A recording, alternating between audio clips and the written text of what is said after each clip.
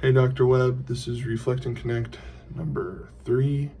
Currently recording this while the Cowboys are dominating the Giants 40-0. Here we go. This chapter, or this section, it was the second half of the chapter that we did last week, and the rest of what was in the book kind of talked about like stuff that pertained to just bowing and problem solving. Last week was really getting the instruments set up and focusing on left hand and foundational techniques. A lot of the stuff today was stuff pertaining to the right hand and bowing, specifically bow grip, sound production, stuff like that. So right off the bat, it recommends that bowing in the right hand be taught separately from left hand and posture, and that's just simply because, like you said in class, we can't multitask. The book then says teach bowing skills sequentially so that you build each thing on top of each other. Start with one thing and build it up, and then just making sure to review each step before moving on, making sure that the student understands bow grip or the concept that they're talking about before moving on. Let's see, it says potentially start by teaching the bow hold at like the balance point, so kind of like we talked about in class, instead of holding it at the frog, holding it at the balance point. That makes it easier, a little lighter. Then it goes on and there's an explanation on how to establish the bow grip, and then there's detailed steps, very similar to what we talked about in class again, like thumb is 1, index 2, and then drop 3 for 3 or whatever your steps are. And then there's pictures that are good for reference, and then it goes on to have specific strategies towards teaching bow grip.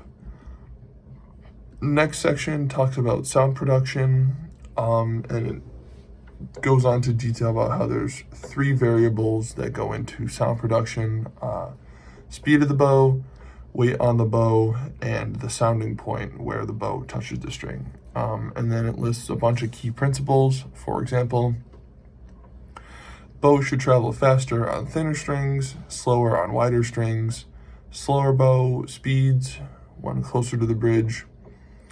A louder sound is produced by increasing the speed of the bow and increasing the weight of the bow on the string or moving the bow closer to the bridge. Inversely, quiet by doing the opposite of all those steps. If you have a higher pitch, on the instrument, you should move the bow closer to the bridge. That's one thing I always hear in my lessons with Kieran. He's always getting on me for moving my bow as I move my hand closer to the end of the fingerboard. Next thing, clear sound comes from, parallel bow to the bridge or perpendicular to the string, however you want to think about it. Softer sounds come from less weight on the string or moving the bow closer to the fingerboard. And the last thing is just that all these principles work hand in hand, each affects the other, and you have to account for each thing affecting the other. And this is all stuff that I think I hear almost every day here at college and even in high school. Like, this is stuff that sticks with you all the way through. It's not just, all right, here's an explanation on how to do this, you'll never hear it ever again. This is like in semi-professional playing. Like, it's stuff that you have to think about. It's that important. Next section, it goes on to talk about bow strokes. The first stroke to learn, the most basic, is détaché, literally just pulling the bow back and forth. One technique I liked from the book that talks about how to explain it was using cardboard or plastic tubes like we did in class. So you have them put it on their shoulder or whatever, or hold it at their side for cello bass.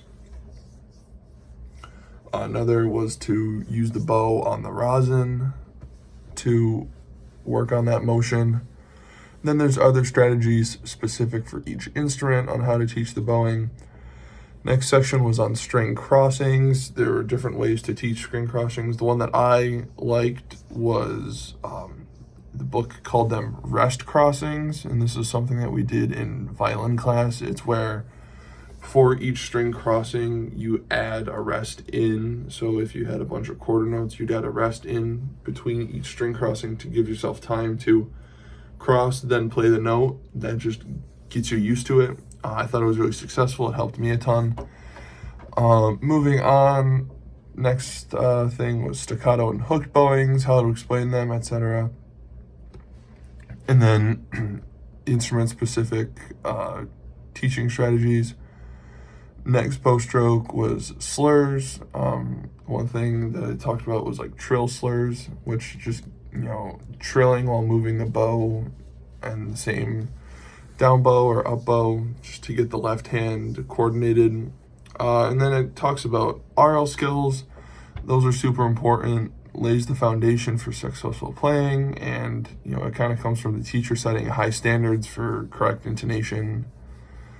And then there were just ways for teachers to start teaching RL skills, like having the students echo on their instrument, play something back, or higher, lower, stuff like that. Talks about tuning, different strategies on how to tune. It ranges from individual tuning to whole group, simple stuff to complicated strategies.